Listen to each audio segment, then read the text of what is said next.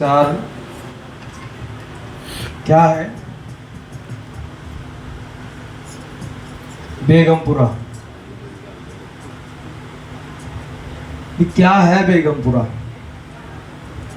क्योंकि काफी संगतों के सवाल हैं भी बेगमपुरा है क्या। कहते हैं वो बसाया है बेगमपुरा, वहां बसाया बेगमपुरा। ए बब्बो बात सुनो, जो सच्चाई है हकीकत है बेगमपुरा क्या है। बेगमपुरा एक अवस्था है स्वयं की।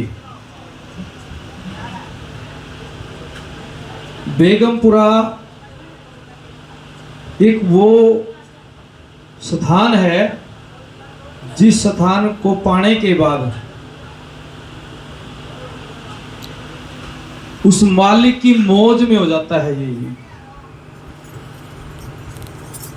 और वो अवस्था अंदर की है, बाहर की नहीं है। कि अगर कोई सोचे कि उस आनंद को, उस रतन को, उस मौज को मैं पैसे के दम पे हासिल कर लूं, तो वो कभी भी प्राप्त नहीं हो सकती। बहुत सारे हमारे भाई कहते सुनते हैं कि भाई बाहर की ऐसी व्यवस्था करनी है, कोई संदाने वाला ना हो। महाराज ने कि ना बेगमपुरा शहर को ना दुख अंदोक नहीं थी उठाओ, ना तस्वीर की राज ना माल खूफ खताना तरस जवाल। कि महाराज जी चाहते थे भी ऐसी व्यवस्था बने। अच्छी बात है बाहर की व्यवस्था बने, लेकिन बड़ी मुश्किल है। क्योंकि इस धरती के ऊपर तो राजे भी दुखी हुए और प्रजा भी दुखी है।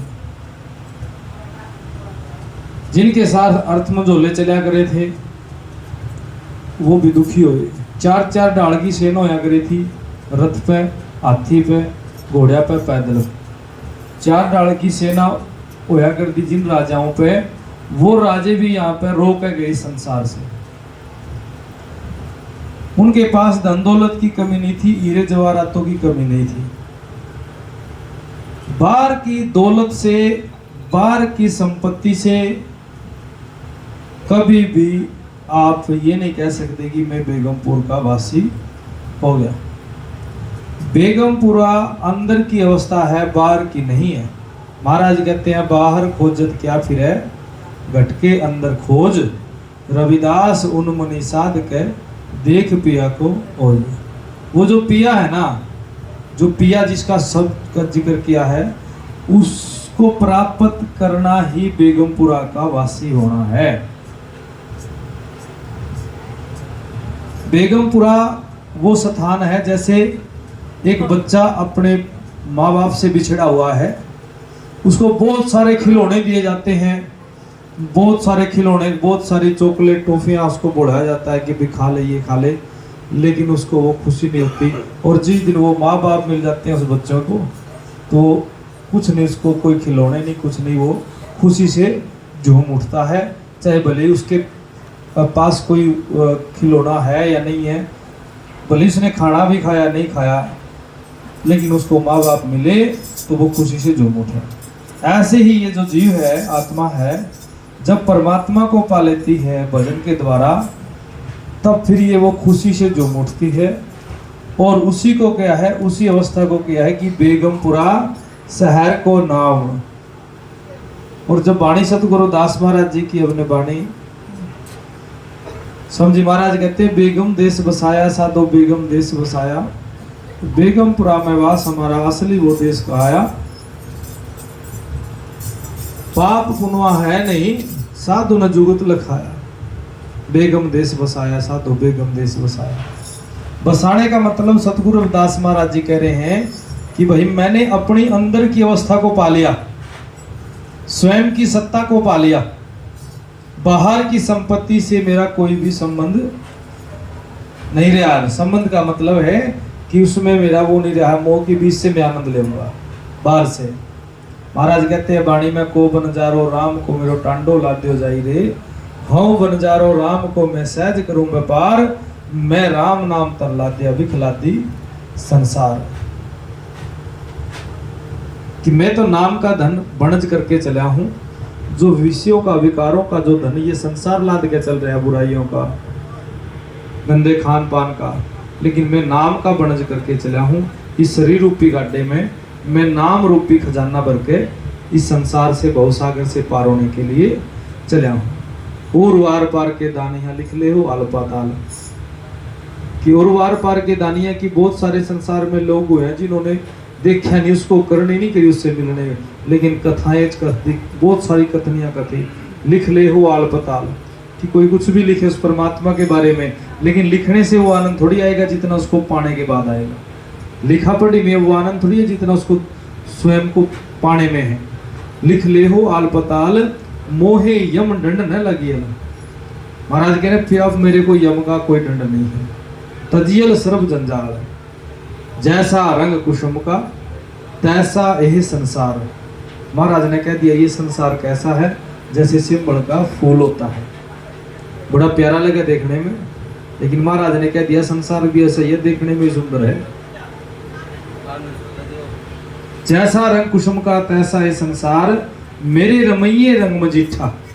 मजीठ का कह रविदास समार कि परमात्मा का जो रंग है वो मुझे सबसे प्यारा है। उससे अलग मुझे कोई भी रंग प्यारा नहीं है, ना मुझे कोई दूसरा रंग भाता। तो इस अवस्था को पाने के लिए साधन क्या बताया है? नाम का सुमरण भजन, जो नाम शब्द है।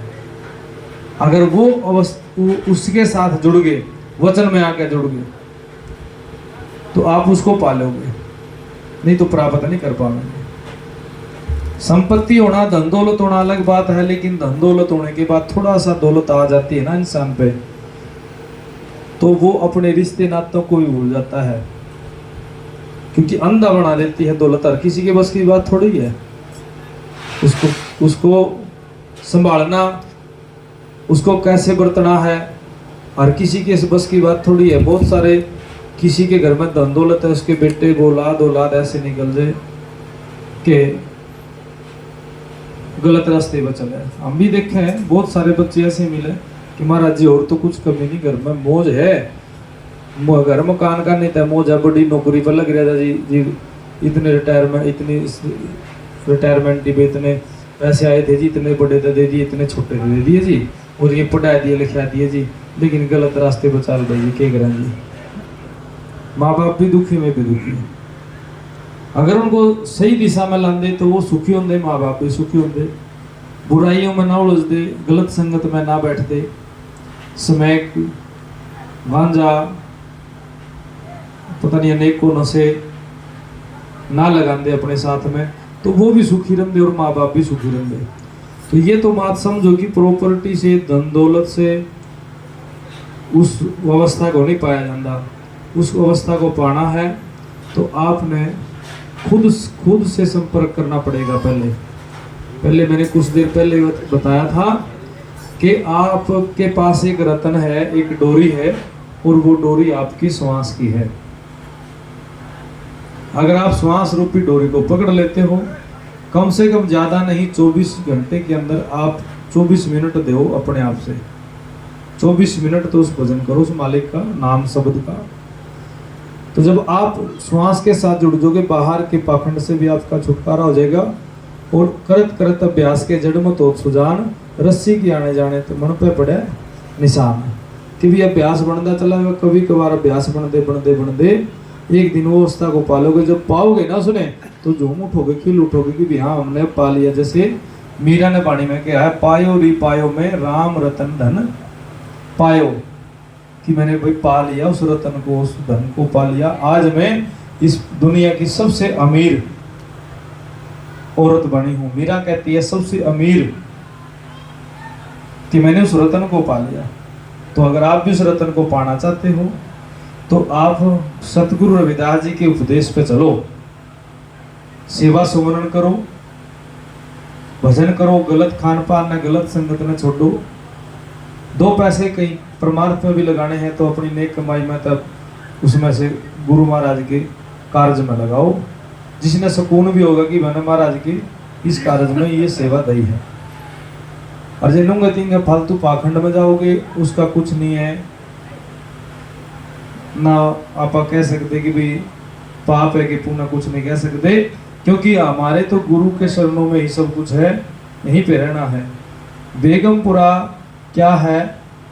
एक अवस्था है, उस सत्ता को परमात्मा कहते हैं, जिसको हरि साईरा छाट कह कराया उनकी आस, कि जो उस सतगुरु के देश को देख लेता है, जो उस अवस्था को पा लेता है, वही सुखी है। नहीं तो इस संसार में सब दुखी है, नानक दुखिया सब संसार। दुख सब न है, जिसने देहधारी है सब न दुख है, लेकिन जो उसको पा लेता है वो अंदर से वो रईस आदमी बन जाता है। वाह वाह मौज फकीरां दी, कदी तो खांदे बासी टिकड़े, कदी मौज रहंदी आलवे पूरी खीरां दी। वाह वाह मौज फकीरां दी। भाई अगर बासी टिकड़े मिले, रोटी मिली, टूक मिला, उसमें भी मौज में है। और किंगी भाई नन्हे वर्गे ने खीर बना रखी हो तो उस खीर ना खाएगा भी आनंद हो जाएंगे, है नहीं बात है? भावायु कि भी मौज है, अहंकार नहीं करना, घमंड नहीं करना, दो पैसे भी आगे तो घमंड नहीं करना, नरम होकर रहना, सेवा में ध्यान रखना, अपने गुरु को समर्पित रहना। अपनी नेक कमाई में से गुरु महाराज के नाम से आपने 10 दसों काटनी है, 10 नहीं काट सको 5 काट दियो, लेकिन अपने गुरु के नाम की काटियो, नूंगे तिंगा ना किंगी बटकाइयो। बस ये खास ध्यान रखियो। जय गुरुदेव, धन्य गुरुदेव।